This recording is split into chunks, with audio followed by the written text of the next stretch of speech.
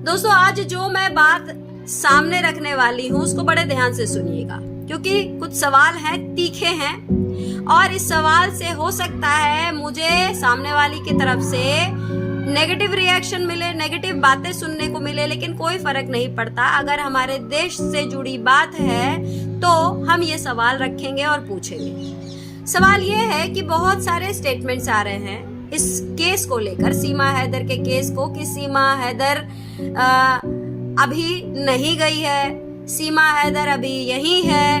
News channels ये बता रहे हैं कि सीमा हैदर नहीं जाएगी क्योंकि उसके वीजा का जो याचिका जो डाली गई है राष्ट्रपति के पास वो लंबित है। इसके ऊपर भी हम बात करेंगे। फिर कल गुलाम हैदर के वकील मोमिन मलिक साहब ने कहा कि सीमा हैदर अपने घर पे ही है, सीमा हैदर नहीं जा रही है, सीमा हैदर तभी जाएगी जब मैं केसेस वापस लूंगा या जब सरकार जो है इसको लेकर नोटिफिकेशन जारी करेगी कि हम इसका सारा केस खारिज करते हैं। इस तरह की बातें उन्होंने की, इस पर भी हम बात करेंगे। लेकिन पहले हम आते हैं इस बात पर कि जो चैनल कह रहे हैं कि सीमा हैदर को लेकर एक याचिका, उसके वीजा को लेकर याचिका राष्ट्रपति के पास लंबित है, इसलिए सीमा हैदर नहीं जाएगी। सबसे पहले तो मैं दोस्तों आपसे ये अपील करूंगी कि इन चैनलों की बातों पर आप भरोसा ना करें। इसका दो कारण है। दो कारण ये है कि आपको ध्यान होगा कि सीमा हैदर से रिलेटेड कोई भी न्यूज ये मेन स्ट्रीम मीडिया वाले चलाते हैं, ना तो उसको जांचते हैं ना परखते हैं, जो समझ में आता है चला देते हैं, या फिर जो इसके वकील साहब के द्वारा जो स्टेटमेंट भेजा जाता है वही स्टेटमेंट ये बिना जांचे परखे चलाते हैं। उसका सबसे बड़ा उदाहरण है सीमा हैदर का बच्चा पैदा होना। आपको भी पता है कि सीमा हैदर की प्रेगनेंसी फेक थी, उसकी डिलीवरी फेक थी, जो बच्चा लेकर घूमती है वो फेक है, और इसको हमने साबित भी किया। लेकिन उन मीडिया चैनल वालों ने जो आज खुले तौर पे कह रहे हैं कि सीमा हैदर नहीं जा सकती, कहीं ना कहीं ये सरकार को भी बदनाम करने जैसा है। क्या वाकई में सरकार की तरफ से कोई स्टेटमेंट आया? क्या जिस तरह की लॉजिक पे ये बात करते हैं उस लॉजिक का कोई औचित्य है? बिल्कुल नहीं। अब मैं आपको एक बात बताती हूँ कि ये लोग कह रहे हैं कि सीमा हैदर इसलिए नहीं जाएगी क्योंकि इसकी दया याचिका राष्ट्रपति के पास लंबित है। अब मैं आपको इस पर एक जवाब देती हूँ कि जो राष्ट्रपति को चिट्ठी लिखी गई, कोई भी व्यक्ति, हम, आप, XYZ कोई भी चिट्ठी लिख सकता है, लेकिन आपको भी पता है कि राष्ट्रपति के पास कोई केस कब जाता है?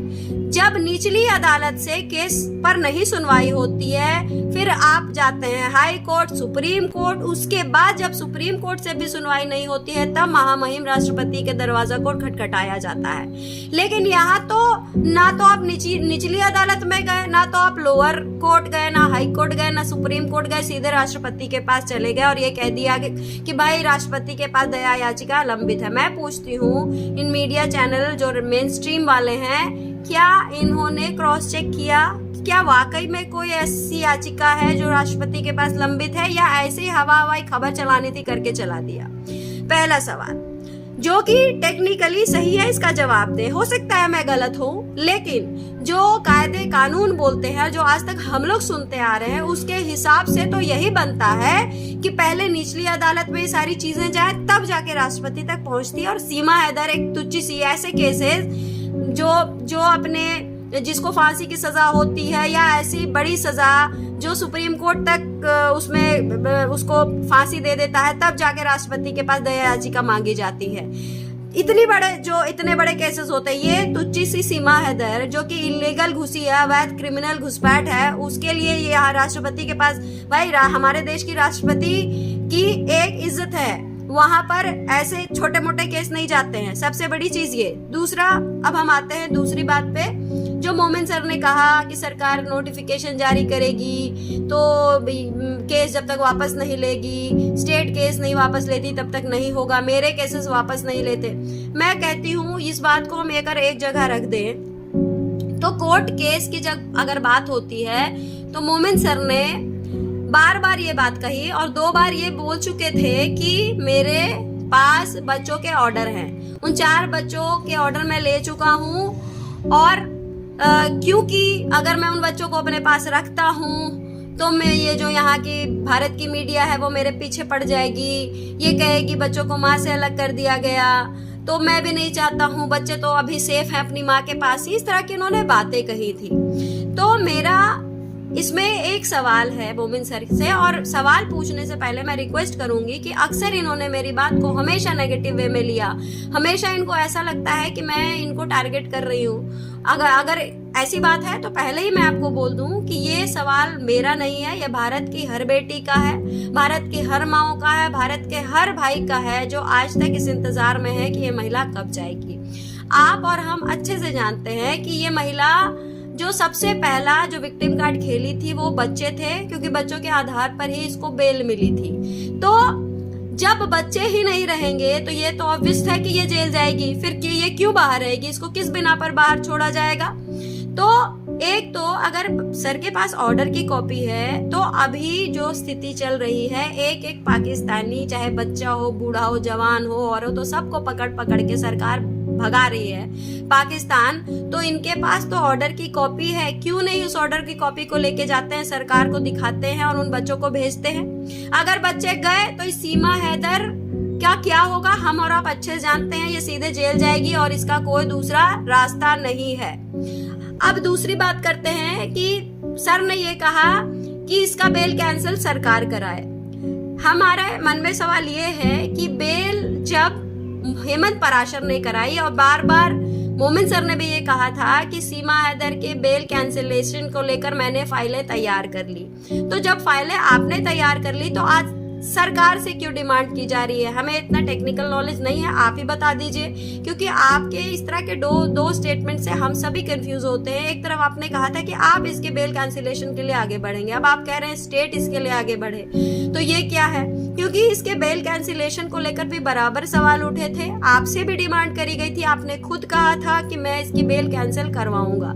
तो आज ये बात सरकार से क्यों पूछी जा रही है? तो ये जो चीजें हैं ये इसलिए पूछी जा रही है क्योंकि जिस तरीके से मोमिन सर चाहते हैं कि सीमा हैदर पाकिस्तान जाए और उसके बच्चे पाकिस्तान जाए, तो उसी तरीके से पूरा देश चाहता है, पूरा भारत चाहता है। और बार बार मोमिन सर से सभी ने डिमांड करी कि किसी तरीके से आप इस महिला को इसके देश भेजिए।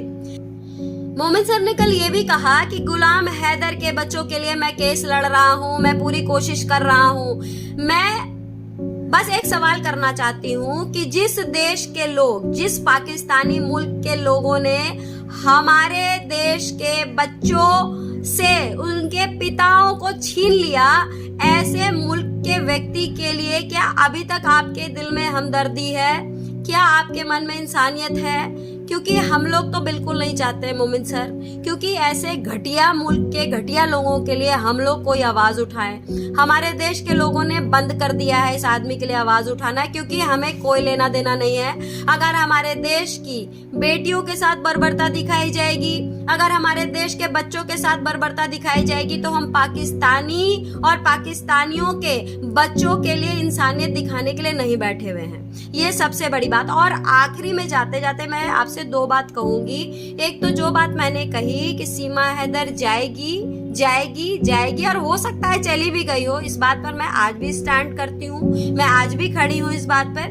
दूसरी चीज कि आपने कहा कि सरकार जो है नोटिफिकेशन जारी करेगी, ये सारी चीजें होंगी। तो मैं आपको बता दूं कि जिस तरीके से इस महिला का सेंसिटिव केस है, इसने खुद कहा है कि मेरी जान को खतरा है, तो इसको इतना तूल नहीं दिया जाएगा, इसको इतना प्रचार नहीं किया जाएगा ताकि किसी को पता लगे सीमा हैदर जा रही है, पूरी मीडिया इसको घेरी हुई है और इसकी वीडियो शूट हो रही है। ये चुपचाप से जाएगी। ये बात मैंने पहले भी कहा था कि रात के अंधेरे में ये गायब हो जाएगी, किसी को पता भी नहीं लगेगा। उसके बाद महीना 15 दिन के बाद पता लगेगा कि सीमा हैदर पाकिस्तान में पाई गई। दूसरी चीज, अगर सीमा हैदर अभी तक नहीं गई, जो महिला छोटी छोटी सी चीज की वीडियो बनाती थी और जिसके पास आज मौका था कि 26 और 27 लोग जो मारे गए उनको लेकर एक स्टेटमेंट जारी करे ताकि इसका बचाव हो, इसको यहाँ रहने दिया जाए, अभी तक इसने एक भी स्टेटमेंट क्यों नहीं जारी किया? इसके पीछे जो जानकारी मिली है, इन लोगों के हाथ से इनका मोबाइल छीन लिया गया है और सीमा हैदर ने शुरुआत में जो स्टेटमेंट दी थी कि मुझे अगर भेजा गया पाकिस्तान तो मैं खुद भी मर जाऊंगी और मैं अपने बच्चों को भी मार दूंगी, इस बात को ध्यान में रखते हुए इसको पुलिस कस्टडी में रखा गया है ताकि ये यहाँ ऐसी कोई हरकत ना करे। तो ये सारी चीजें मुझे याद है और इसी बिना पर ये सारी बातें मैं आपसे कह रही हूँ कि सीमा हैदर जाएगी। इस स्टेटमेंट पे मैं आज भी कायम हूँ और आगे भी रहूंगी। इसके अलावा मैं यही कहूंगी कि जो दूसरी और आखिरी बात है कि आप मेरी बात को छोटी बहन समझकर प्लीज एक पॉजिटिव वे में आप लीजिएगा, क्योंकि आपने हमेशा मेरी बातों को नेगेटिव ही ली है। आपने हमेशा ऐसा ही सोचा कि मैंने आपको टारगेट किया या मैं आपको टारगेट करती हूँ। ये मेरे अकेले के सवाल नहीं है, ये पूरे भारत की बेटी के सवाल है, भारत की महिलाओं के, भारत के भाइयों के सवाल हैं जो आपसे शायद नहीं पूछ पाते हैं, वो मैं पूछ रही हूँ कि अगर आप ये बात कहते हैं कि गुलाम हैदर के केस को आज भी आप लड़ रहे हैं, तो ये हम लोग अब कबूल नहीं करते हैं, क्योंकि हमारे देश के बच्चे अगर सुरक्षित नहीं हैं तो हम पाकिस्तानियों के बच्चों का ठेका लेकर नहीं बैठे हैं, पहली बात। दूसरी चीज कि अगर आपको लगता है सीमा हैदर जाए तो आपके पास अगर बच्चों के उन बच्चों के ऑर्डर हैं, उनकी कस्टडी के ऑर्डर हैं, तो आप उनको लेकर तुरंत ये पाकिस्तान में क्यों नहीं उनको ट्रांसफर कराते हैं? ये दो सवाल हैं। और तीसरा सबसे बड़ा सवाल कि सीमा हैदर के बेल कैंसिलेशन को जो आपने कहा था कि आपने अप्लाई कर दी है या आप प्रोसेस में कर रहे हैं, आज वो स्टेट से क्यों पूछा जा रहा है? तो ये सारे सवाल हैं, प्लीज इसको इन अ पॉजिटिव वे आप लीजिएगा। I know you are very professional, आप प्रोफेशनल व्यक्ति हैं, आप प्रोफेशनली बात करते हैं। आप ये मत सोचिएगा कि सिर्फ मेरा अकेले का सवाल है, ये भारत की तमाम बहनों का सवाल है जो अपनी आंखों में एक उम्मीद जगाए हुए बैठी है कि कुछ ना कुछ जरूर होगा। तो इसी सवाल के साथ मैं अब आपसे इजाजत लूंगी और उम्मीद करूंगी कि मुझे मोमिन मलिक साहब की तरफ से एक पॉजिटिव रिप्लाई आएगी, एक ग्रेसफुली रिप्लाई मिलेगी, ना कि वो मेरे से एक अटैकिंग मोड में बात करेंगे। नमस्कार।